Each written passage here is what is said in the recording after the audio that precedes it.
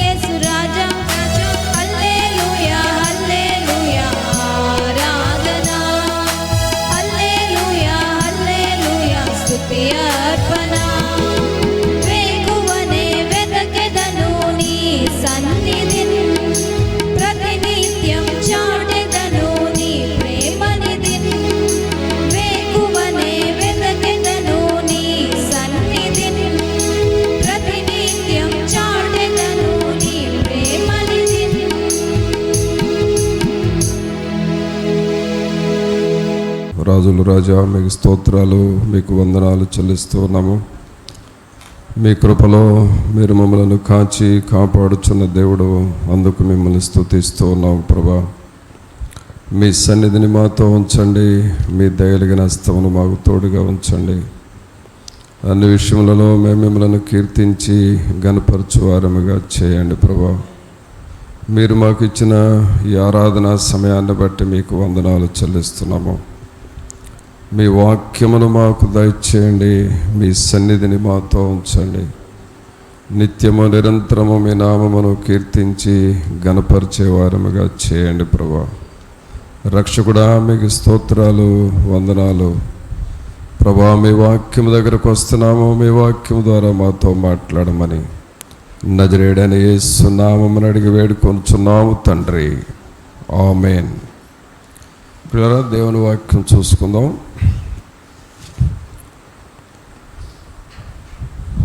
పరమగీతము 3వ అధ్యాయం చూడండి. పరమగీతము 3వ అధ్యాయము 4వ వచనం చదువుదాం. నేను వారిని విడిచి కొంచెము దూరము పోగా నా ప్రాణ ప్రియుడు నాకెదురు పడెను. వదిలిపెట్టక నేనతని పట్టుకొంటిని. నా తల్లి ఇంటికతని తోడుకొని వచ్చితిని. నన్ను కనిన దాని అరలోనికి తోడుకొని వచ్చితిని. పిల్లరా, ఇక్కడ మనం చదువుతున్న ఈ వాక్యంలో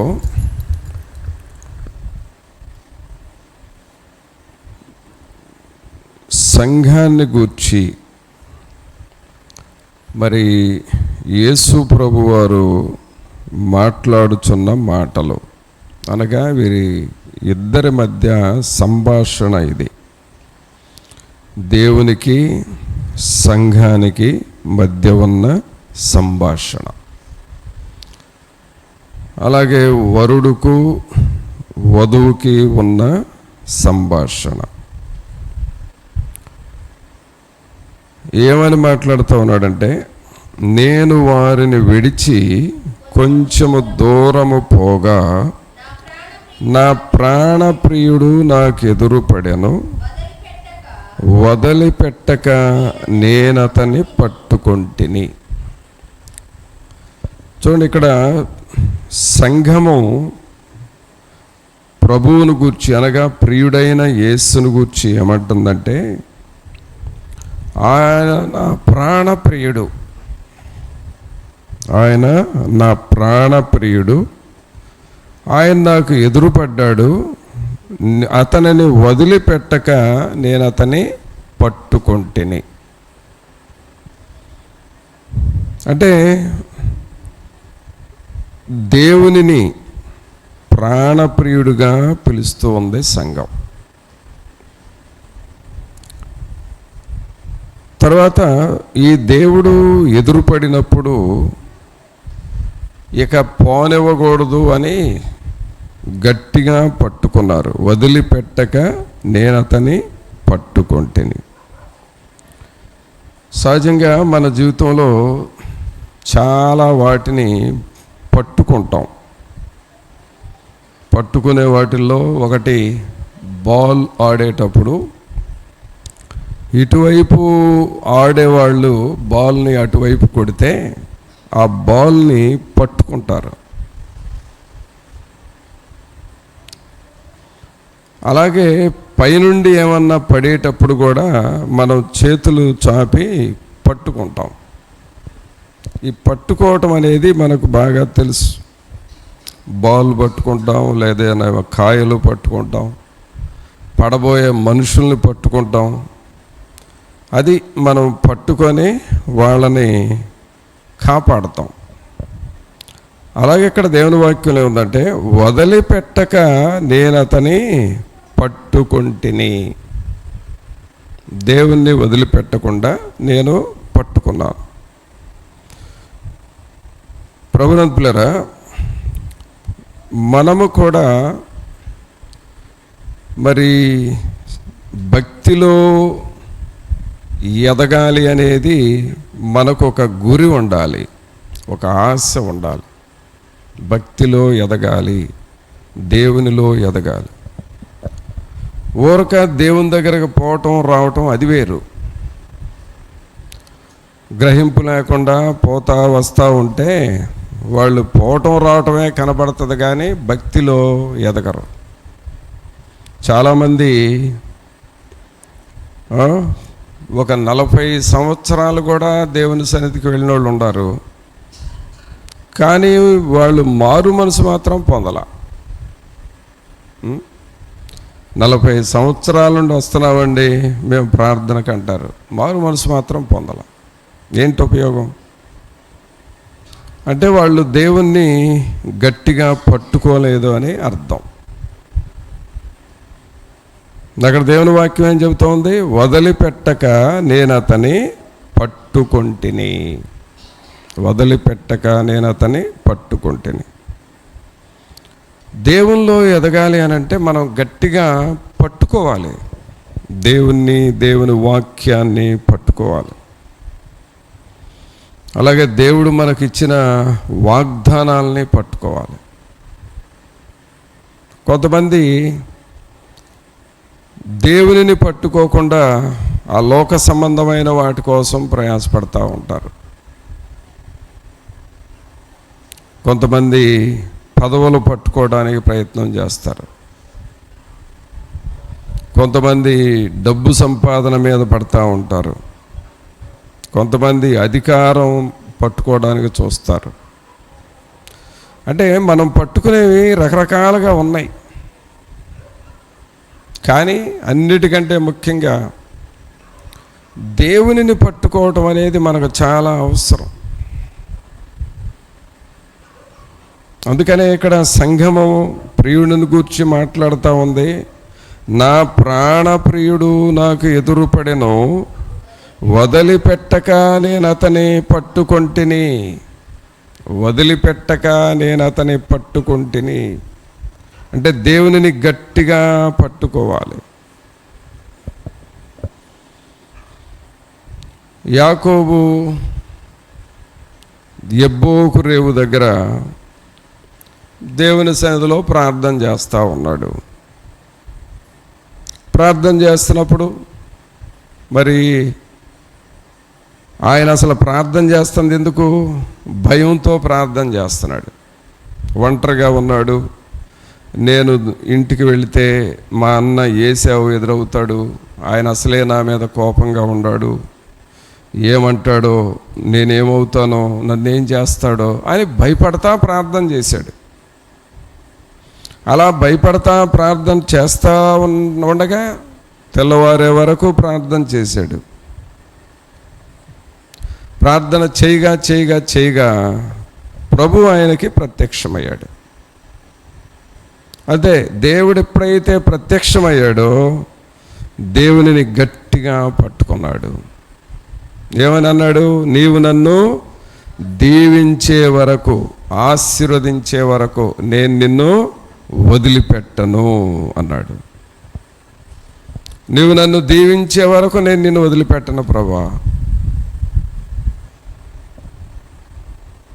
నీవు నన్ను ఆశీర్వదించే వరకు వదిలేది లేదు. దేవుడేమో నన్ను పోనివ్వు అని అంటున్నాడు, ఈయనేమో ఆ కాళ్ళు పట్టుకొని నేను వదిలిపెట్టను, నువ్వు నన్ను దీవించాలి అంటున్నాడు. చూసారా? అంటే గట్టిగా పట్టుకున్నాడు. పౌలు గారు కూడా అలాగూ పట్టుకున్నాడు దేవుణ్ణి. దేవుణ్ణి గట్టిగా పట్టుకొని వెనుకున్నవి మరచి ముందున్న గురి వద్దకే నేను పరిగెత్తుచున్నాను. ఈ లోకంలో నాకు ఏది అవసరం లేదు, దేవునినే నేను పట్టుకున్నాను అని పౌలు గారు దేవుణ్ణి పట్టుకొని దేవుని పనిలో ముందుకు సాగాడు. అలాగే సాధు సుందర సింగ్ గారు కూడా ఆయనను భక్తిలో నుండి వెనకలాగే చాలా శోధనలు వచ్చినాయి. కానీ దేవుణ్ణి పట్టుకున్నాడు అంతే. ఆయన భక్తిలో నుండి ప్రక్కకు తీయటానికి కొంతమంది వాళ్ళ బంధువులు బంగారం ఇస్తామని ఆశ చూపించారు, వజ్రాలు ఇంకా అలాంటి నగలు, కోట్ల రూపాయల ఆస్తి ఎరగా వేశారు. ఇదిగో ఆ దేవుణ్ణి వదిలిపెట్టుకో, నీకింత బంగారం ఇస్తాం, ఇంత ఆస్తిపరుడు అవుతావు అని చెప్పారు. కానీ ఆయన ఏమన్నాడంటే, నేను దేవుణ్ణి పట్టుకున్నా, ఇక నాకు ఈ లోకంలో ఏది కూడా అక్కర్లేదు, నాకు ప్రభు ఉంటే చాలు. ఎందుకంటే నా జీవితాన్ని మార్చి నన్ను పరలోక మార్గంలో నడిపించే ఈ ప్రభు ఉంటే నాకు చాలు. అందువలన ఈ దేవుణ్ణి నేను పట్టుకున్నాను కాబట్టి ఇక నేను ఆయన్ని వదిలిపెట్టేది లేదని చెబుతున్నాడు.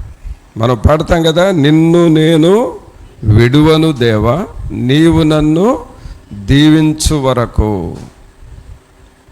నువ్వు నన్ను దీవించే వరకు నేను నిన్ను విడవను, నిన్ను ఎడబాయను అని అంటున్నాడు. చాలామంది దేవుణ్ణి పట్టుకోవటంలో ఎలా పట్టుకుంటారంటే, అందితే అందేడు లేకపోతే లేదు అన్నట్లుగా ప్రయత్నం చేస్తారు.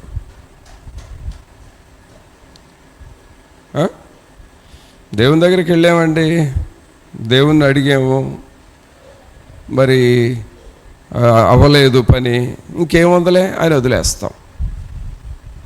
చూసావా?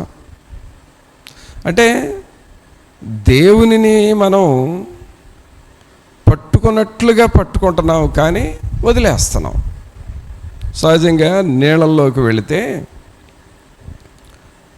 చేపలు పట్టుకోవడానికి ప్రయత్నం చేస్తాం. కొంతమంది ఆ నీళ్ళల్లో చేపలు పడుతూ ఉంటారు. అవి పట్టుకున్నట్లుగా దొరికినట్టుగా దొరుకుతాయి. అవి ఏం చేస్తాయంటే ఒక్కసారి అటు ఇటు ఆ బాడీని వంచుతాయి, నీళ్ళల్లో అటు ఇటు కొట్టుకుంటాయి. ఎప్పుడైతే అవి కొట్టుకుంటాయో మన చేతిలో పట్టు తగ్గిద్ది, అవి జారిపోతాయి కదా. కొన్ని మనకు అట్లా దొరికినట్టుగా దొరుకుతాయి, మళ్ళీ జారిపోతూ ఉంటాయి. కానీ దేవుని విషయాలకు వచ్చేటప్పటికే, దేవుని దగ్గరకు వచ్చేటప్పటికే మనం ఎప్పుడు అలా చేయకూడదండి, ఎప్పుడు అలా చేయకూడదు. దేవునిని గట్టిగా నువ్వు పట్టుకోవాలి. యాకోబు ఆ రాత్రి దేవునిని పట్టుకొని ప్రార్థన చేయకపోతే దేవుని ఆశీర్వాదం ఆయనకి వచ్చేది కాదు, ఇక వచ్చేది కాదు. మరలా ఆయన జీవితం పోరాటాలతో సమస్యలతో అయిపోయేది. కానీ యాకోబు ఏం చేశాడు?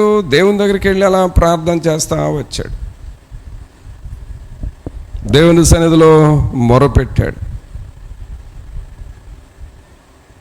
అలాగే పౌలు గారు కూడా దేవునిని గట్టిగా పట్టుకున్నాడు. ఈ గట్టిగా పట్టుకోవటం అంటే అర్థం ఏంటంటే, ఒక పట్టుదల కలిగిన ప్రార్థన ఉండాలి మనలో. ఏదో కొంచెం సేపు చేసామంటే చేసాము, దానివల్ల ఏం ఉపయోగం లేదు, మనం ఏమీ సాధించలేము.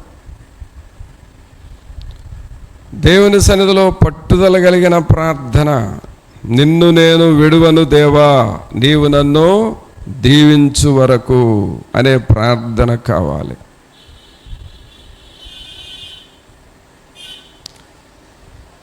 సాతానుడు ఏం చేపిస్తున్నాడంటే, ఇప్పుడు మనుషుల్ని ప్రార్థన చేయనిస్తున్నాడు కానీ పట్టుదల కలిగిన ప్రార్థన చేయనిట్లా. విజ్ఞాపన చేస్తాము కానీ భారం మనలో లేకుండా చేస్తున్నాడు.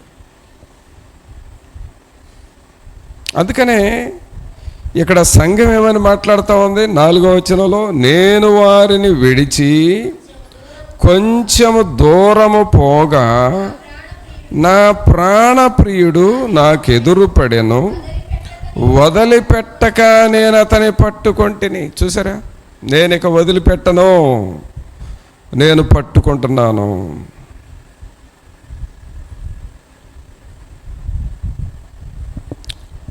అనగా దేవుని సన్నిధి దొరికే వరకు, దేవుని ఆశీర్వాదాలు పొందే వరకు, దేవుని శక్తిని మనం సంపాదించుకునే వరకు అలాగ మనం గట్టిగా పట్టుకోవాలి పిల్లరా. ఈ రక్షణ కొరకు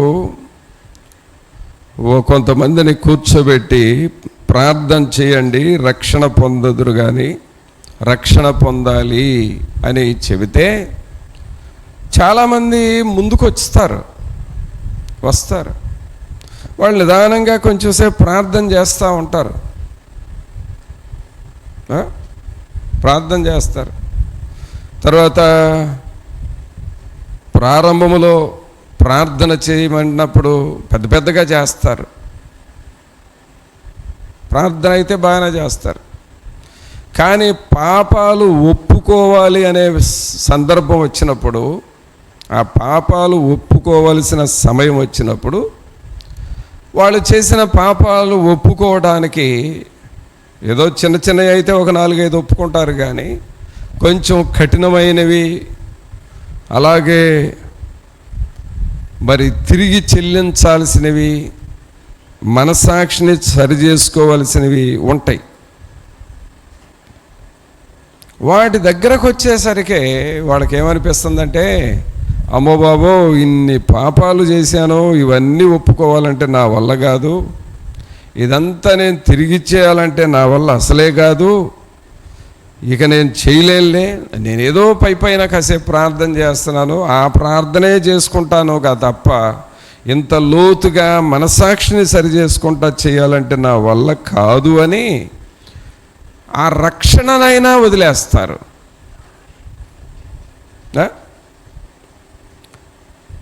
దేవునిని పట్టుకోవటం వదిలేస్తారు. ఎందుకు? మనసాక్షిని సరి చేసుకోవటం ఇష్టం లేక. దీనివల్ల ఏమవుతుందో తెలుసా? జీవము కలిగిన దేవునిని విడిచిపెట్టి లోక సంబంధమైన చీకటి శక్తులతోనే నువ్వు ఉండటానికి ఇష్టపడుతున్నావు. కొంతమంది ఆ రక్షణను వదిలేసుకుంటారు. ఈ లోకంలో ఎన్ని పనులు చేసినా, ఎంత ప్రయాసపడ్డా, ఎంత సంపాదించినా ఏమిటి చివరికి ప్రశ్నించుకుంటే మిగిలేదేంటి? మనం ఎన్నో పనులు చేసుకుంటున్నాం, రకరకాల పనులు చేసుకొని సంపాదించుకుంటాం. సరే, పనులు చెయ్యాలి, బ్రతుకుదెరువు అవసరం, కుటుంబ పోషణ అవసరం. కానీ దేవునిని వదిలిపెట్టి చేయాల్సినంత పని ఏముంది మనకు? అసలు రక్షణను వదిలిపెట్టకూడదు కదా, దేవునిని మనం వదిలిపెట్టకూడదు కదా, దేవుని వాక్యాన్ని నువ్వు వదలకూడదు కదా, దేవుని సన్నిధిని మనం ఎన్నడూ వదిలేసుకోకూడదండి. నువ్వేమన్నా చెయ్యి, చివరకు ఒక మంత్రి పదవిలోకి వెళ్ళినా సరే దేవునిని వదిలిపెడితే వాళ్ళు అంత అధికారం పొందినా చివరకు వాళ్ళు నరకానికి వెళతారు. మంత్రులందరూ నరకానికి వెళతారు. దేవుని సన్నిధిలో నమ్మకంగా ఉండ సామాన్యమైన ప్రజలు పరలోకానికి వెళతారు. అర్థమైందా? అందుకనే మనం దేవునిని గట్టిగా పట్టుకోవాలి. యవన కాలంలోనే దేవునిని పట్టుకోవాలి. యవన కాలంలోనే ప్రభా నీ రక్షణ కావాలి, నీ కొరకు నేను జీవించాలనే ఆ గ్రహింపు మనలో ఉండాలి. మరి అలాగ మనం పట్టుకుంటున్నావా దేవుణ్ణి? దేవుని పాదాలు పట్టుకుంటున్నావా? ఇక్కడ ఏమని వాక్యం చదివాము? వదిలిపెట్టక నేను అతని పట్టుకొంటిని. పట్టుదల కలిగి ప్రభువా నీవు నన్ను దీవించండి, నా కుటుంబాన్ని దర్శించండి, దీవించండి అని పట్టుదల కలిగిన ప్రార్థన. యాకోబు లాంటి ప్రార్థన, దానియేలు లాంటి ప్రార్థన. 21 రోజు ప్రకటించుకున్నాడు, 21 రోజులు ప్రార్థన పని మీదే ఉన్నాడు. ప్రార్థన ప్రార్థన ప్రార్థన. ఈ ప్రార్థన చేస్తున్నప్పుడు చాలా పోరాటాలు వచ్చినాయి దానియేలుకి, సాతానుడి ద్వారా. అయినా సరే వాటిని జయిస్తూ ప్రార్థన చేశాడు, పట్టు వదలలేదు. ప్రభువు వచ్చి, దానియేలు నువ్వు బహుప్రియుడువు, నీ ప్రార్థన నేను విన్నాను అని చెప్పే వరకు ప్రార్థన చేస్తానే ఉన్నాడు. ప్రార్థన చేస్తానే ఉన్నాడు. ప్రియరా, ప్రార్థనలో అలాంటి శక్తి ఉంది. కానీ మనం పైనే చేయటం ద్వారా ఆ శక్తి చూడలేక ప్రార్థనలో ఏముందలే, ఏమి లేదులే అన్నట్లుగా సైతాను నీకు అలాంటి ఆలోచనలు పెడతా ఉంటాడు. మరి ప్రార్థన చేసి సాధించిన వాళ్ళ వైపు చూడాలి కదా. పట్టుదల కలిగి ప్రార్థన చేసి వారు ఎంత గొప్ప విషయాలు సాధించారో చూడాలి కదా.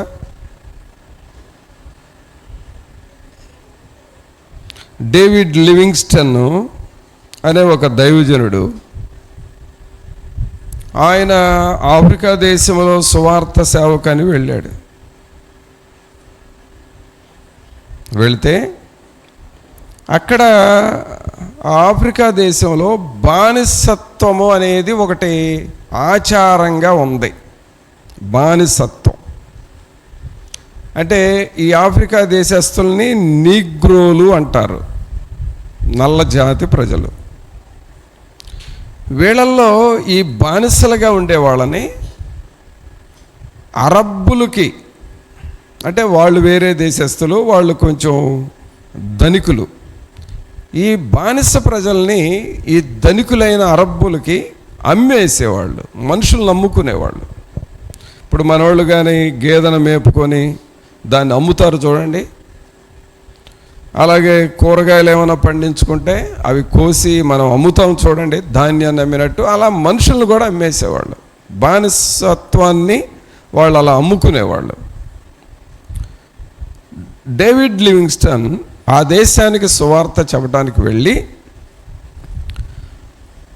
ఈ బానిసత్వం అనేది దేశంలో ఇలా ఉండకూడదు, ఇది చాలా తప్పు, బానిస ప్రజల్ని దేవుడు దీవిస్తాడు కానీ అమ్ముకోకూడదు, ఇది చాలా పాపం చేస్తున్నారని ఆ బానిసత్వము అనే ఆ పాపం మీద పోరాడాడు డేవిడ్ లివింగ్స్టన్ ఆఫ్రికా దేశంలో. అలా పోరాడితే జరిగింది ఏంటంటే, అక్కడున్న ఆ నాయకులు, ఈయనెవర్రా మన మతాచారాలు మారుస్తున్నాడు, మన సిద్ధాంతాలను మారుస్తున్నాడు అని ఆయనను కొట్టాలి అని చూశారు. అయినా కూడా ఆయన ఎక్కడ భయపడదు, ప్రార్థన చేశాడు. ప్రభా, ఈ బానిసత్వము, ఈ బానిసల్ని అమ్మటం అనేది ఇది తప్పు కదా, ఈ పాపం చేయకూడదు కదా ఈ ప్రజలు, అయినా చేస్తున్నారు, మీ వెలుగు దయచేయండి. అదేమంటే ఈ మా కట్టడల్ని, మా అలవాట్లను మారుస్తున్నాడు అని నా మీద కోప్పడి నన్ను కొట్టడానికి చూస్తున్నారు, వీళ్ళతో మాట్లాడు ప్రభు అని పట్టుదల కలిగే ప్రార్థన చేశాడు. పట్టుదల కలిగే ప్రార్థన చేశాడు. అంతే, పట్టు వదలకుండా ప్రార్థన చేశాడు కాబట్టి డేవిడ్ లివింగ్స్టన్ ఆ తరువాత ఆ ప్రజలే మారు మనసు పొందారు. ఈ బానిసత్వం అనేది తప్పే, మన దేశంలో ఇది ఉండకూడదు అని నిరూపించాడు. పట్టు వదలకుండా, వదిలిపెట్టక నేను అతని పట్టుకొంటిని. ఆ తర్వాత ఒక సమస్యతో వచ్చిన ప్రజలకి వాళ్ళు ఏమన్నారంటే, డేవిడ్ లివింగ్స్టన్ ప్రకటించే ఈ దేవుడు నిజమైన దేవుడు అని మనం నమ్మాలి అనంటే, ఇదిగో ఈ వ్యక్తికి ఇలాంటి శోధన ఉంది, ఇది పోవాలి, ఇది తగ్గితే మనం దేవుని నమ్ముదామని ఆ వ్యక్తిని డేవిడ్ లివింగ్స్టన్ దగ్గరికి తీసుకెళ్తారు. తీసుకువెళితే ఆయన ప్రార్థన చేస్తాడు వాళ్ళ కోసం.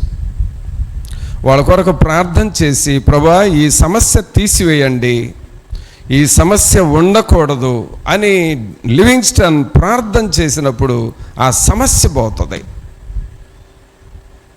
అంతటితో ఆ ఆఫ్రికా దేశస్థులందరూ యేసుక్రీస్తు ప్రభువును విశ్వసించి నిజముగా ఆయన గొప్ప దేవుడు, ఈ డేవిడ్ లివింగ్స్టన్ చెప్పే మాటలు యథార్థమైనవి, మనం నమ్మాలి అని దేవుని మీద విశ్వాసం ఉంచారు. అర్థమైందా? అనగా ఆ దేశంలో ఉన్న బానిసత్వాన్ని నిర్మూలించాడు. అలాగే ఆ ప్రజల్లో ఉన్న సమస్య కొరకు ప్రార్థన చేస్తే ఆ సమస్య కూడా పోయింది. పట్టు వదలకుండా ప్రార్థన చేశాడు. మనకుందా ఆ పట్టుదల? నీకు కార్యాలు జరగాలంటే, నీ కుటుంబంలో, నీ జీవితంలో దేవుడు గొప్ప కార్యాలు చేయాలంటే పట్టు వదలకుండా ప్రార్థన చేయటం అనేది ముఖ్యం. అందుకనే ఇక్కడ సంఘము ప్రియుడైన యేసుక్రీస్తుని గూర్చి ఏమని మాట్లాడింది?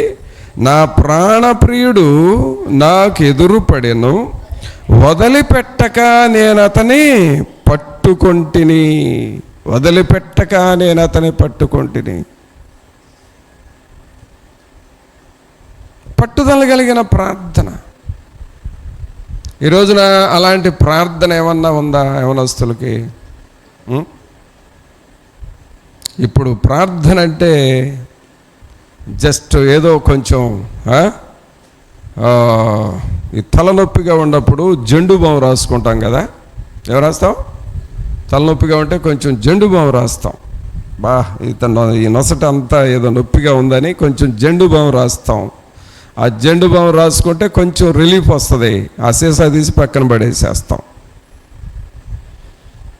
ప్రార్థనను కూడా అలా చేసేసాం మనం. ఇప్పుడు ఏదో ఆ జెండు బాము కొంచెం నొసట మీద రాసుకొని ప్రక్కన పడేసినట్టు ఆ ఏదో కొంచెం సేపు అలా నొసట మీద రాసుకోవటం, వదిలేయటం.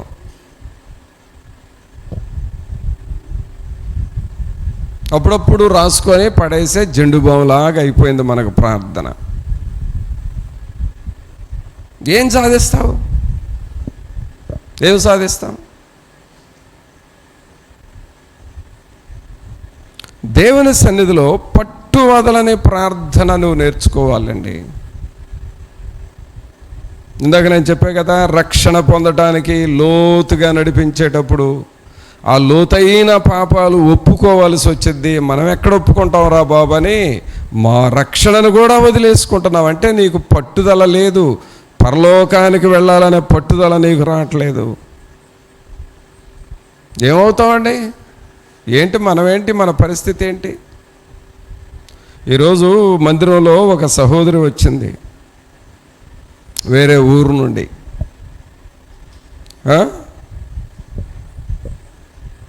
వాళ్ళ అబ్బాయిని బండి వేసుకొని వస్తారు, ప్రతివారం వస్తారు. ఈరోజు ఏంటమ్మా అబ్బాయి రాలేదు, మీరు ఎలా వచ్చారు అని అడిగాను. అడిగితే వాళ్ళ నాన్న భయపడ్డాడన్నా, ఈరోజు బండిచ్చి ఇక్కడ కూటానికి పంపడానికి భయపడ్డాడు అని చెప్పింది. ఏంటి ఏమైంది అన్న. ఈ మధ్య ఇక్కడెక్కడో యాక్సిడెంట్ జరిగిందంట కదా. నేను లేనిలే కోటాలకు వెళ్ళాను. మనకి ఆ వేమూరు దగ్గర లేదో కోళ్ళపారం దగ్గర జరిగిందంట.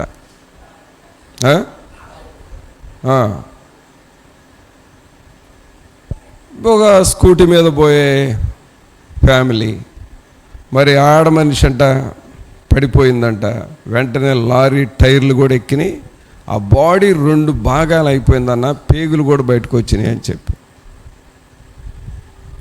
ఆ అమ్మాయి ఎవరంటే ఇప్పుడు నేను చెప్పిన వాళ్ళ ఊరు, మా ఊరు అమ్మాయిను అలా అయిపోయింది అని.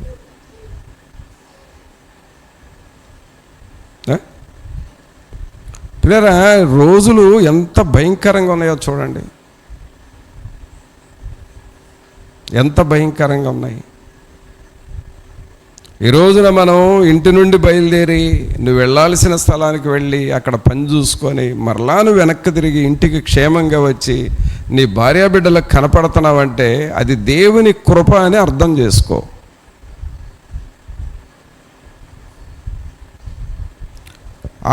అది తలుచుకుంటే భయం వేస్తుందన్న. ఈ పిల్లోడికి బండిస్తే ఎట్లా నడుపుతాడు? వాడు ప్రతివారం నడుపుతాడు, కానీ ఆ ఇన్సిడెంట్ చూసి భయపడి బండి వద్దు, ఏమొద్దు, మీరు బస్కి వెళ్ళండి అని చెప్పాడు. అందుకు బస్సుకు వచ్చామన్నారు. చూసారా? ఇలాంటి పరిస్థితులు దేని మీద వెళుతున్నా కూడా మనకు క్షేమము లేని రోజులు. ఈ మధ్య మరి మీ దాకా వచ్చి ఉండదు ఈ విషయం. ఈ మధ్య ఇంకొక విషయం జరిగింది. అదేంటి అనంటే, ఒక స్కూటీ మీద ఇద్దరు సహోదరులు వెళుతూ ఉన్నారు. అక్కడ రోడ్డు మీద యాక్సిడెంట్ ఏం కాదు, వాళ్ళు అలా నడిచి వెళుతున్నారు అంతే. వెళుతూ ఉంటే పైనుండి ఒక పక్షి ఒక పామును ముక్కు గరుచుకొని అది వెళుతుంది దారిలో. అది ఒక పక్షి ఒక పాముని క్రిందకొచ్చి ఒక పామును ముక్కు కరుచుకొని అది మోసుకుంటూ రెక్కలూపుకుంటూ ఒక పక్షి పైన వెళుతుంది. ఈ స్కూటీ మీద ఈ ఇద్దరు సహోదరులు వెళుతున్నారు. అదేమైంది, సరిగ్గా ఆ పక్షి ఈ స్కూటీ వాళ్ళ మీద ఆ పామును వదిలేసింది. ఇది వీళ్ళకి తెలియదు. ఎప్పుడైనా నడిపే డ్రైవర్ ముందుకు చూసుకుంటాడు కానీ పైనుండి ఏం పడుతుందో చూసుకోడు కదా. అది పడింది. అది వీళ్ళ మీద పడి, వీళ్ళ భుజాలు మెడల మీద ఎక్కడో పడి, అదేంటి త్రాసుబాం, అది ఆ మెడ దగ్గర సున్నితంగా ఉండే ఏరియాలో కాటేసేసింది. అది పడి జారిపోలా, ఈ షర్టు కాలర్ ఎక్కడో ఇరుక్కుపోయి చక్కగా మెత్తగా ఉండే స్థలంలో కాటేసేసింది. అంతే, ఆ విషం ఎక్కింది. వీళ్ళు ప్రయాణం కొనసాగిస్తూ ఉన్నారు. హాస్పిటల్కి వెళ్ళే లోపు విషం పూర్తిగా బాడీకి వెళ్ళిపోయింది. ఇంకంతే, చనిపోయాడు అతను. ఎక్కడి నుంచి వచ్చింది అపాయం? ఎదురుగా రాలా, వెనక నుండి రాలా, పైనుండి వచ్చింది. ఇలాంటి జీవితాలు ప్రియులరా ఇలాంటి బ్రతుకుతున్నాం మనం. కేవలము ఆయన కృప నీ కొరకు సంఘము ప్రార్థన చేస్తూ ఉన్నది. ఆయన కృప ద్వారా మనము క్షేమంగా ఉన్నామనేది నువ్వు గుర్తించాలి. ఆ గ్రహింపు కూడా నీకు లేకపోతే, ఇదేదో నా బలము నా జ్ఞానం అనుకుంటే కేవలం నువ్వు గుడ్డిదానవు నువ్వు. ఇలాంటి పరిస్థితుల్లో ఉన్నప్పుడు మనం ఎంతగా పట్టుకోవాలి, ఎంత పట్టుకోవాలి, దేవుని ఎంత గట్టిగా పట్టుకోవాలి.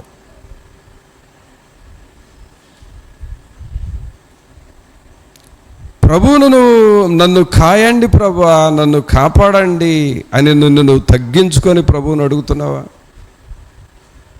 ఈ మధ్య మీటింగ్స్లో ఒక సహోదరుడు చెప్పాడు, అంటే తను వాక్యం చెబుతూ దేవుని సేవకుడే, అలాగే పట్టుదల కలిగి ప్రార్థన చేసుకునే సేవకుడు, వాక్యం చెబుతూ మధ్యలో ఒక చిన్న ఉదాహరణ, దేవుని కాపుదల ఎలా ఉందో అనే దానికి ఉదాహరణ చెప్పాడు.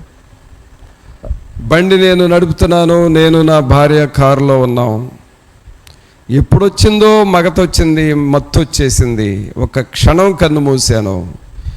రోడ్డు దిగి ప్రక్క కాలువ ఉంటే కాలువ కూడా దాటి, ఆ ప్రక్కనే కాలువ తర్వాత, అంటే కాలువ అంటే చిన్న కాలువ, పెద్ద లోతైంది కాదు, పంట కాలువలాగా, ఆ కాలువ దాటి చేలోకి వెళ్ళి ఒక చెట్టుకు గుద్దుకొని ఆగిపోయింది బండి. అప్పుడు దాకా నాకు బండి ఇటు వెళ్తుందో కూడా తెలియదు అన్నాడు.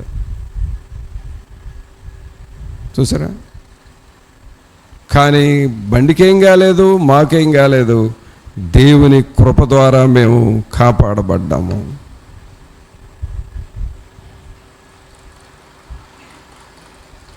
ఏం చేద్దాం? వాళ్ళకు వచ్చిన పరిస్థితులు మిగిలిన వాళ్ళకి రావా? వాళ్ళకి ఎదురవుతున్న సమస్యలు మిగిలిన వాళ్ళకి రావా? ఈ పరిస్థితులు ఏం చేయాలి? మనం ఎంత మెలకువకుండా జరిగేది జరుగుతూ ఉంటుంది. కానీ దేవుని కృప మీద ఆధారపడటం నేర్చుకుంటున్నావా? దేవుణ్ణి పట్టుకుంటున్నావా? ప్రభా, నిన్ను నేను విడవను ప్రభా, నీ సన్నిధి నాకు కావాలి, నీ తోడు కావాలి, నీ సహాయము నాకు కావాలి అని నువ్వు ప్రభువును పట్టుకుంటున్నావా?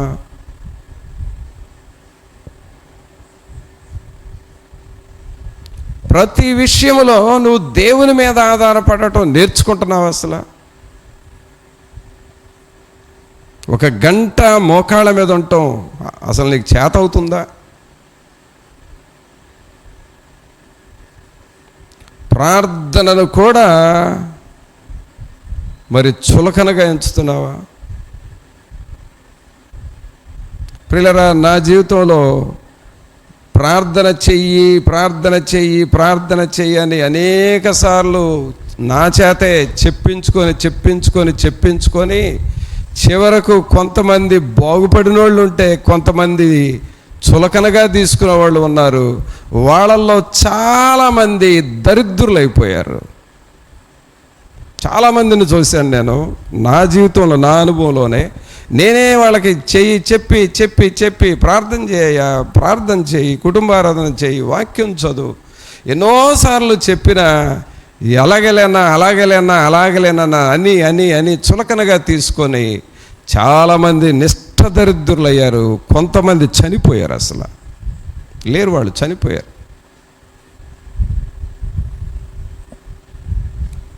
దేవుని విషయాల్ని నువ్వెప్పుడు మనం నిర్లక్ష్యం చేయకూడదండి. ఎప్పుడు నిర్లక్ష్యం చేయకూడదు. నేను నమ్మకంగా ఉండి నేను పరలోకానికి వెళతా. నేను చెప్పేదేంటి, మీరు కూడా నమ్మకంగా ఉండండి, మీ పనులు మీరు చేసుకోండి, మీరు నమ్మకంగా ఉండి పరలోక మార్గంలోకి రండి అని అంటున్నావు. నేను రాను, నేను పోతాను అని అంటే పో, నీ ఇష్టం. అది ఎవరేం చేస్తారు దానికి? అది నా బాధ్యత కాబట్టి, ప్రభువు నాకు భారం పెట్టాడు కాబట్టి, దేవుడు నాలో ఉంచిన భారాన్ని బట్టి చెబుతాను. వినటం నీ బాధ్యత, లోబడటం నీ బాధ్యత. కాదు అంటే ఏం చేయగలం?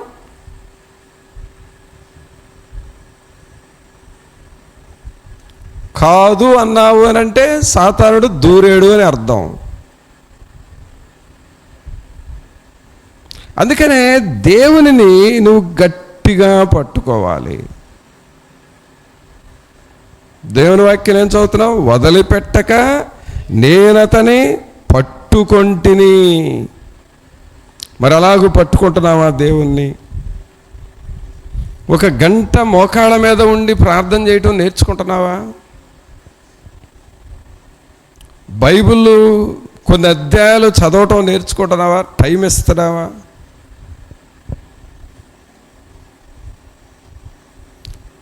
ఒక భక్తుడు ఏం చెప్పాడంటే, నువ్వు చేసే ప్రార్థనకి కూడా ఒక క్రమశిక్షణ కావాలి. అది ఎలాంటిదంటే, ట్యూషన్లు ఉంటాయి. స్కూల్స్ తీసిన తర్వాత పిల్లలు స్కూల్ కంటే ముందు దేనికి వెళ్తారు? ట్యూషన్కి వెళ్తారు. ఆ ట్యూషన్కి ఒక టైం ఉంది, ఆ టైం ప్రకారం ట్యూషన్కి వెళ్తారు. అది వదిలిపెట్టిన తర్వాత మరలా స్కూల్కి వెళ్ళాలి. స్కూల్కి వెళ్ళే టైం ఒకటి ఉంది, ఆ టైం ప్రకారం స్కూల్కి వెళ్తారు. ఇలాగ ప్రతిదానికి ఒక టైం ఉంటుంది, ఆ టైంకి వెళ్ళిపోవాలి. అలాగే నీకు ప్రార్థన కూడా ఒక టైం పెట్టుకొని ప్రార్థన చేసుకో అంటున్నాడు. అది నీ కన్వీనియంట్ టైం, నువ్వు చేసే పనులను బట్టి లేక నువ్వు వెళ్ళే డ్యూటీలను బట్టి అది ఏ టైం నీకు వీలవుతుందో ఆ టైం సెట్ చేసుకొని ఆ టైంకి నువ్వు ప్రార్థనలో ఉండు. అది నీ క్షేమం, అది నీకు కాపుదల. ఒక గవర్నమెంట్ ఎంప్లాయీ నాతో ఏం చెప్పాడంటే, అన్నా ప్రార్థన చేస్తున్నాను కానీ ఎందుకో తృప్తి రావట్లేదు, కాబట్టి ఒక 3 రోజులు సెలవు పెట్టి కేవలం ప్రార్థనలోనే ఉండాలి అనుకుంటున్నానని సెలవు పెట్టి ప్రార్థన చేశాడు. ఏం ప్రోగ్రాంలు ఏం కాదు, అది తనంతట తానే ఆత్మలో కొంచెం వెనకబడ్డట్టుగా నాకు అనిపిస్తుంది, అందువల్ల సెలవు పెట్టి 3 రోజులు ప్రార్థన వాక్యంలో ఉండాలనుకుంటున్నానని 3 దినాలు ప్రభువుతో సమయం గడిపిన తర్వాత అప్పుడు ఆత్మలో ఒక తృప్తి వచ్చింది అని చెప్పాడు. పట్టుకుంటున్నావా అలాగ నువ్వు గట్టిగా? నేను స్టూడెంట్గా ఉన్న టైంలో ఆదివారం ప్రార్థనకు వెళ్ళొచ్చిన తర్వాత ఈ స్టూడెంట్స్ అందరూ మధ్యాహ్నం భోజనం చేసి ఎన్నెన్నో కబుర్లు గుంపులుగా చేరి రకరకాల కబుర్లు చెప్పుకుంటూ ఉండేవాళ్ళు. ముఖ్యంగా బాయ్స్లో ఆడపిల్లలను గూర్చిన కబుర్లు ఎక్కువగా ఉండేవి. అవి చెప్పుకోవటం నవ్వుకోవటం. నేను ఆదివారం ఏం చేసేవాడో తెలుసా? చర్చికి వెళ్ళొచ్చి మధ్యాహ్నం భోజనం చేసి బైబిల్ తీసుకునేవాడిని. ఆ రోజు ఆదివారం చెప్పిన మెసేజ్లు రాసిన నోట్స్ ఉంటుంది కదా, ఆ నోట్సు బైబిల్ తీసుకొని ఏకాంతంగా వెళ్ళి ఒక చెట్టు క్రింద మోకరించేవాడిని. బైబిల్ చదవటం, ఆ నోట్స్ చదవటం, బైబిల్ చదవటం, ఆ నోట్స్ చదవటం. అలాగూ సాయంకాలం వరకు ప్రార్థన చేసేవాడిని. అంటే ఆదివారము ప్రార్థనకి వెళ్ళొచ్చాము చాలు అనే తృప్తి ఉండదు. ఆ మిగిలిన టైం కూడా దేవునికి ఇవ్వాలి. ఆదివారం పరిశుద్ధమైన దినం కదా, కాబట్టి ఆ రోజంతా ప్రభువుకి ఇవ్వాలి. అలా ప్రార్థన చేసేవాడు. ఆ ప్రార్థన చేసిన తర్వాత సాయంకాలం వరకు 5-5:30 దాకా చేసిన తర్వాత అప్పుడు రూమ్కి వెళ్ళి మళ్ళీ ఎవరితో మాటలు చెప్పేవాడిని కాదు. ఆ దగ్గరలో ఈ బీసీ హాస్టల్, ఎస్సీ హాస్టల్స్ అని 2 హాస్టల్స్ ఉండేవి. ఆ హాస్టల్స్కి వెళ్ళి ఆ పిల్లలందరినీ కూర్చోబెట్టి దేవుని వాక్యం చెప్పేవాడిని. ఒక హాస్టల్లో 1 గంట సేపు, ఇంకొక హాస్టల్లో ఇంకొక 1 గంట సేపు.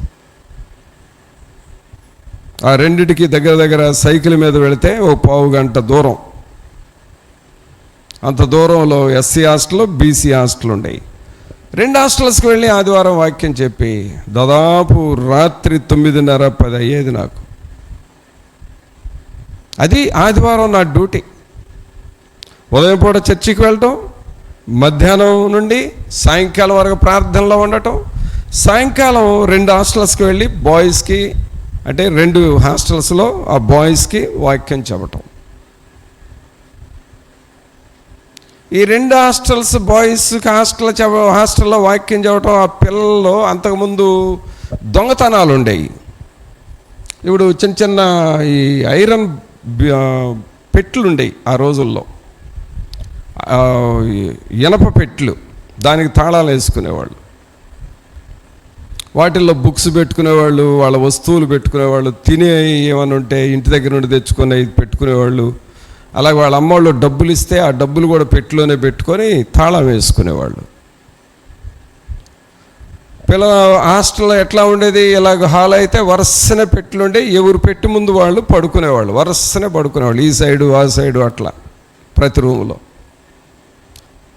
అంతకుముందు ఆ పెట్టెలు తాళాలు బగలగొట్టి దొంగతనాలు చేసే పద్ధతి ఉందంట. ఆ విలువైన వస్తువులు కానీ, డబ్బులు కానీ, ఇంకేమైనా వాళ్ళకి అవసరమైన బుక్స్ కానీ, వాళ్ళకి ఏది కావాలంటే అది ఆ పెట్టెల్లో నుండి తీయటం, కాజేయటం, డబ్బులు కూడా కాజేయటం, మరలా ఈ హాస్టల్ అంతా గొడవ అయిపోవటం. వార్డెనేమో మరి ఎవర్రా దొంగతనం చేసిందని మళ్ళీ ఎంక్వైరీ చేయటం. ప్రతి వారం కొన్ని కేసులు, ఇలాంటి కేసులు. వార్డెన్కి తలనొప్పేసింది.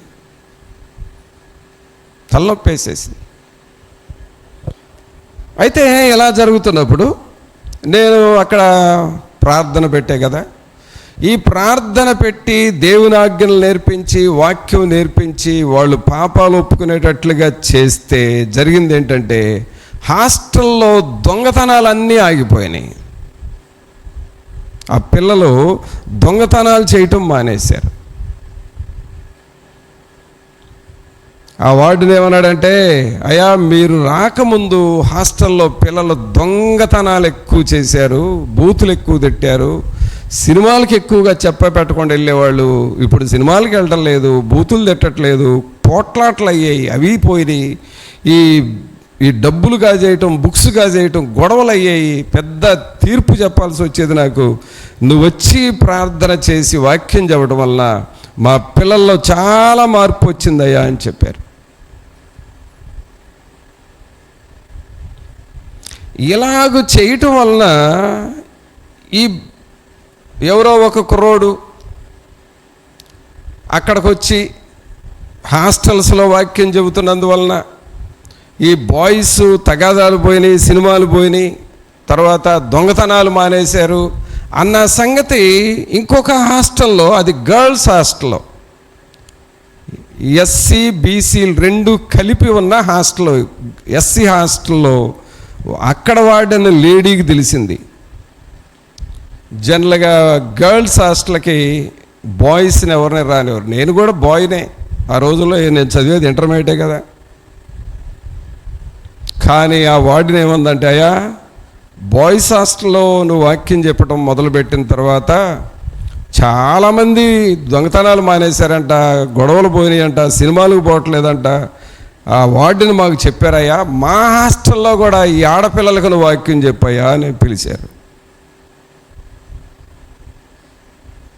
అక్కడ వెళితే నిజంగా చెప్పాలంటే బాయ్స్ హాస్టలే మంచిది అనిపించింది.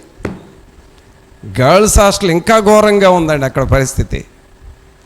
నేనేమనుకున్నానంటే గర్ల్స్కి పాపం అమాయకులు బాగుంటారు కావాలనుకున్నా. నేను అక్కడికి వెళ్ళి వాళ్ళకి వాక్యం చెబుతుంటే వాళ్ళు చేసిన పనులు, వాళ్ళ మీద వస్తున్న రిపోర్ట్లు ఒక్కొక్కటి వింటంటే బాయ్సే చాలా డీసెంట్గా ఉంటున్నారు, గర్ల్స్ ఇంకా భయంకరంగా ఉన్నారని అనిపించింది నాకు. వాళ్ళకి వాక్యం చెప్పాం, వాళ్ళు కొంతమంది మారారు.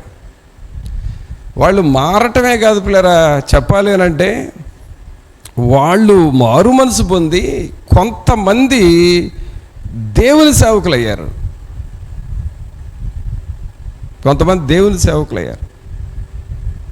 ఏది హాస్టల్లో నేను వాక్యం చెప్పినప్పుడు మారారే, వాళ్ళు పెద్దోళ్ళై ఇప్పుడు పాస్టర్లుగా చేస్తున్నారు. ఆ రోజున దేవుని పట్టుకున్నారు, ఈ రోజు వరకు దేవుని పట్టుకొని అలా గట్టిగా ఉన్నారు. అర్థమవుతుందా? అదండి దేవుని పట్టుకోవటం అంటే. ఇందాక నేను చెప్పానే, ఏదో తలనొప్పి కోసం జెండు బాము రాసి సీసాన్ని పక్కన పడేసినట్టు అది కాదు దేవుని పట్టుకోవటం, ఏదో పైన కాదు.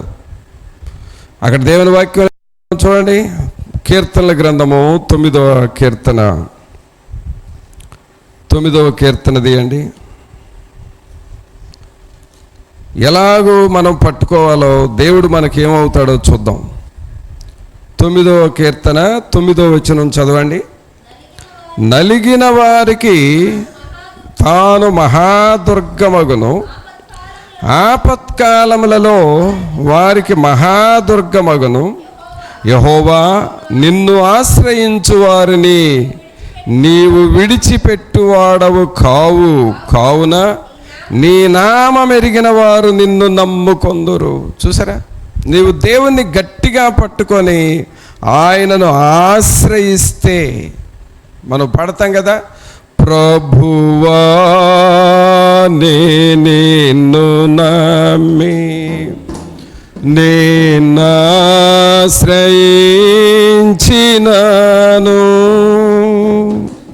నరులేమి చేయగలరు,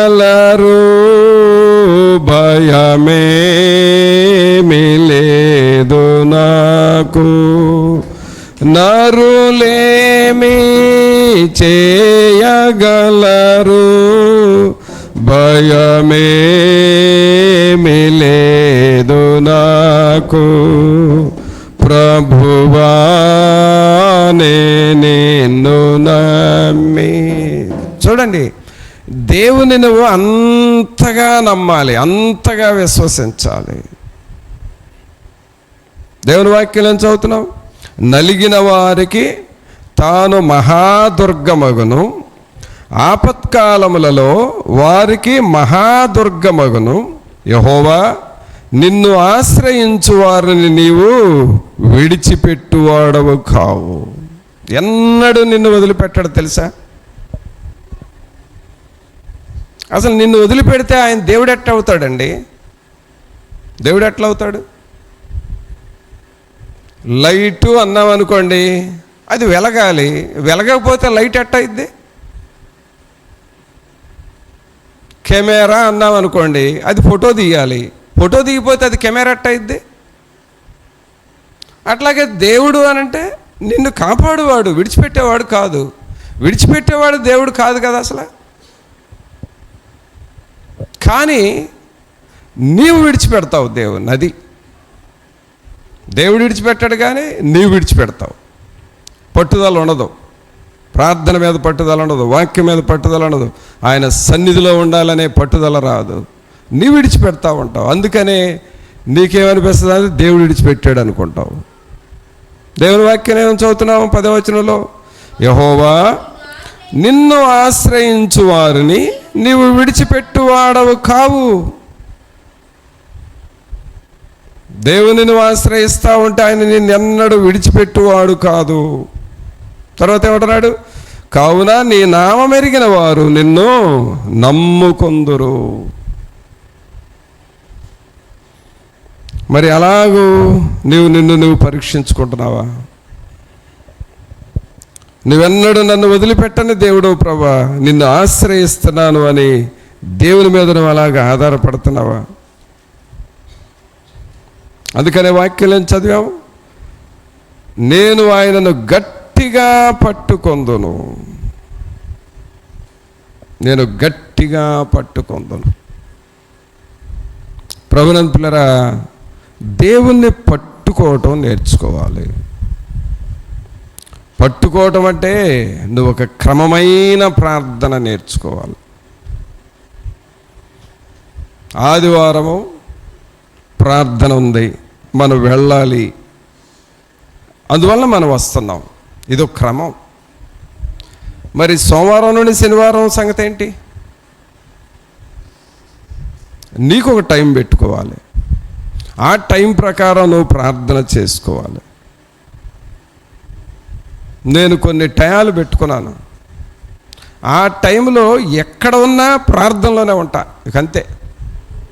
అప్పుడు స్టూడెంట్గా ఉన్నప్పుడు అలవాటైంది అలా ప్రార్థన చేయటం. ఎప్పటికీ ఆ టైంలో నేను ప్రార్థనలోనే ఉంటాను, అది వదిలిపెట్టేది లేదు. ఒకవేళ కొంచెం వీక్గా బలహీనంగా ఉన్నా సరే ఆ టైము ప్రార్థనకే ఇచ్చేస్తా. అర్థమవుతుందా? ఒక పట్టుదల కలిగిన ప్రార్థన, నేను నిన్ను విడువక గట్టిగా పట్టుకొందును. మరి అలాంటి ప్రార్థన మనం నేర్చుకుంటున్నామా? అలా చేయటం వలన ఏమవుతుందంటే మన జీవితాలు ఎలా అవుతాయి అంటే, 22వ కీర్తన తీయండి, 22వ కీర్తన 26వ వచనం చదువుదాం. దీనులు భోజనము చేసి తృప్తి పొందెదరు, యెహోవాను వెదకువారు ఆయనను స్తుతించెదరు. మీ హృదయములు తెప్పరిల్లి నిత్యము బ్రతుకును. అందరి మాట చెప్పండి, మీ హృదయములు తెప్పరిల్లి నిత్యము బ్రతుకును. ఆమేన్. మన హృదయాలు తెప్పరిల్లుతాయి అంటండి. నువ్వు దేవుని గట్టిగా పట్టుకొని నమ్మకంగా నువ్వు ప్రార్థన చేస్తుంటే, చేయగా దేవుని ఆత్మ నీ దగ్గరకు వస్తాడు. నీ హృదయం తెప్పరిల్లుతుంది, అంటే ప్రాణం తెప్పరిల్లింది అంటాం చూడండి, అలాగూ నీ ప్రాణం తెప్పరిల్లుతుంది. నమ్మకంగా నువ్వు ప్రార్థన చేస్తే, నమ్మకంగా వాక్యాన్ని చదివితే, నమ్మకంగా దేవుని సన్నిధిలో ఒక నమ్మకస్తురాలుగా మనం ఉంటే, నీ ప్రాణము తెప్పరిల్లి నిత్యము బ్రతుకును. మరి అలాగూ మనల్ని మనం సిద్ధం చేసుకుంటున్నావా? యవనస్తులు, నీ జీవితాన్ని నేను నా ప్రభువుకి నా సమయాన్ని ఇవ్వాలి అనే తీర్మానం చేసుకుంటావా? ఏదో ఒక రహస్య పాపానికి అలవాటైపోయి అటు ప్రార్థన చేస్తూ అటు రహస్య పాపాన్ని చేస్తూ ఇలాగూ కొట్టుకులాడుతూ ఉంటే నీ జీవితం అటు ఇటు కాకుండా అయిపోతుంది. అటు వర్ధిల్లలేవు, ఇటు దేవుణ్ణి వదులుకోలేవు. అందుకనే నీవు లోక సంబంధమైన వాటిని వదిలేసుకొని ఒక తీర్మానం చేసుకోవాలి. ప్రభా, నన్ను పాడు చేసేవి, నా జీవితానికి శోధన తెచ్చే ఈ లోక సంబంధమైన అలవాట్లు నాకు వద్దు వాటిని వదిలేసుకుంటున్నానని నువ్వు వదిలిపెట్టి దేవునిని గట్టిగా పట్టుకోవాలి. పౌలు గారు అదే చెప్పాడు కదా, వెనుకున్నవి మరచి ముందున్న గురి యొద్దకే నేను పరిగెత్తుచున్నాను, నా సిలువను పట్టుకున్నాను, సిలువను నేను వెంబడిస్తున్నాను. అలాగ మనం తీర్మానం చేసుకుంటున్నామా? అలా తీర్మానం చేసుకొని నీవు దేవుని సన్నిధిలో ఉంటే అక్కడ ఏం చదువుతున్నావు? మీ హృదయములు తెప్పరిల్లి నిత్యము బ్రతుకును. నువ్వు ప్రార్థన చేసే కొలదే నీ ప్రాణం తెప్పరిల్లుతుంది, నీ యొక్క జీవితం ఆశీర్వాదం పొందుతూ ఉంటుంది. మరి అలాగ మనం సిద్ధపడదామా? ప్రార్థన చేసుకుందాం. ప్రభుని నేను గట్టిగా పట్టుకోవాలి ప్రభా, దేవునిని గట్టిగా పట్టుకొని మీ కొరకు యోగ్యముగా నమ్మకస్తులముగా మేము జీవించాలి అని ప్రభువుని అడుగుతావా? మన హృదయాలను మనం పరీక్షించుకుందాం పిల్లరా. కొద్ది సమయం అందరూ ప్రార్థన చేయండి. ప్రతి ఒక్కరు మీ చేతులు పైకి లేపి, ప్రభా మేమేదో పైన కాదు నాయన, లోతుగా మిమ్మల్ని పట్టుకోవాలి, మీ పాదాలు పట్టుకొని మొరపెట్టాలి ప్రభా. మీ కృప, మీ సహాయం మాకు దయచేయండి. పరిశుద్ధాత్ముడా మీకు స్తోత్రాలు, మీకు వందనాలు చెల్లిస్తున్నాం ప్రభా అని మన హృదయాన్ని మనం పరీక్షించుకుంటూ ప్రార్థన చేద్దాం. దేవుని జీవాత్మ మీ సన్నిధి మాతో ఉంచండి. నిత్యము మిమ్మలను పట్టుకొని వారముగా మా ప్రాణములు తెప్పరిల్లులాగున చేయండి ప్రభా. నాయనా మీ వాక్యాన్ని పట్టుకోవాలి ప్రభా. ఒక పట్టుదల కలిగిన ప్రార్థన మాకు ఉండాలి ప్రభా. మాటి మాటికి ఓరుకోరుకునే చిన్న చిన్న శోధనలకి వదిలేసుకోవటం కాదయ్యా. ఏవో చిన్న చిన్న డిస్టర్బెన్స్లు, పనులు వస్తే మిమ్మల్ని వదిలేసుకోవటం కాదయ్యా, మిమ్మల్ని గట్టిగా పట్టుకోవాలి ప్రభా. అంతవరకు మేము నమ్మకంగా ఉండాలి ప్రభా. సహాయము చేయండి, మీ కృపలో బలపరచండి అని మనం ప్రభువుని అడుగుదాం. ప్రార్థన చేయండి, అందరూ బిగ్గరగా ప్రార్థన చేయండి. మీ నోరు తెరిచి ప్రతి ఒక్కరూ, పరిశుద్ధాత్ముడా మీ వైపు చూస్తూ ఉన్నాము నాయనా, మీ సన్నిధిని మాకు కావాలి నాయనా. పై ప్రార్థనలు వద్దయా, అలవాటైపోయిన భక్తి వద్దయా. మిమ్మల్ని గట్టిగా పట్టుకోవాలి, మీ పాదాలను గట్టిగా పట్టుకోవాలి, మీ వాక్యాన్ని మేము గట్టిగా పట్టుకోవాలి ప్రభా. నాయనా మీ వాగ్దానాల్ని గట్టిగా పట్టుకోవాలి, మీ కొరకు మేము జీవించాలి ప్రభా. పట్టుదల మాకు దయచేయండి. లోపల శక్తి ఉండాలి ప్రభా. నాయన పట్టుదల లేకపోతే శక్తి రాదు కదా ప్రభా. మా హృదయంలో దేవుని శక్తి ఉండులాగా చేయండి అని మనం మొరపెడదామా? పరిశుద్ధులైన మా ప్రభా మీకు స్తోత్రాలు, వందనాలు చెల్లిస్తూ ఉన్నాము. మహోన్నతుడా, మహాగణుడా, మా ప్రభైన యేసు మిమ్మల్ని స్తుతిస్తున్నాము రాజా. దేవుని జీవాత్మ మీకు స్తోత్రాలు, మీకు వందనాలు చెల్లించుకోవచ్చును. మీ కృపలో బలపరచండి. మీ నూతన ఆత్మన నూతన శక్తిని మాకు దయచేయండి. పరిశుద్ధాత్మ అనుభవాలు మాకు మీరు దయచేయండి ప్రభా. త్రియేక దేవుడా మీకు వందనాలు. పరిశుద్ధాత్మ తండ్రి మీకు స్తోత్రాలు, వందనాలు చెల్లిస్తూ ఉన్నాం. మీ కృపలో బలపరచండి నాయన. మీ ఆత్మశక్తిని మాకు దయచేయండి. పట్టుదల కలిగిన ప్రార్థన మాకు దయచేయండి.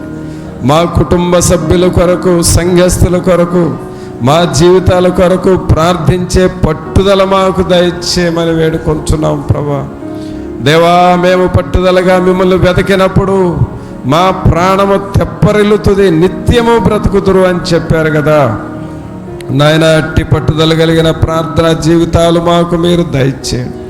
మీ సన్నిధిని, మీ ఆత్మ సహాయం మాతో ఉంచి విన్న వాక్యం హృదయంలో నిలిచి ఫలించులాగున చేయమని మేము మిమ్మల్ని గట్టిగా పట్టుకొని మా యొక్క ప్రతి అవసరతను మీ చెంత పెట్టి మొరపెట్టి జయము చూచే వరకు ప్రార్థించే ఆ పట్టుదల కలిగిన ప్రార్థన మాకు దయచేయండి.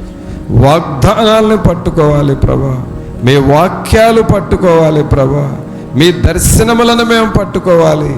మీరు మాతో చెప్పిన మాటలను పట్టుకోవాలి ప్రభా.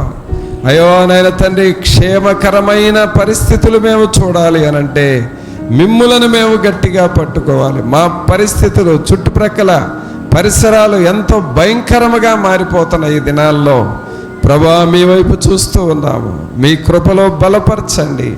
మీ సన్నిధి మీ ఆత్మచేత మమ్మలను స్థిరపరిచి నడిపించమని నజరేయుడైన యేసు నామమున అడిగి వేడుకొనుచున్నాము తండ్రి. ఆమేన్.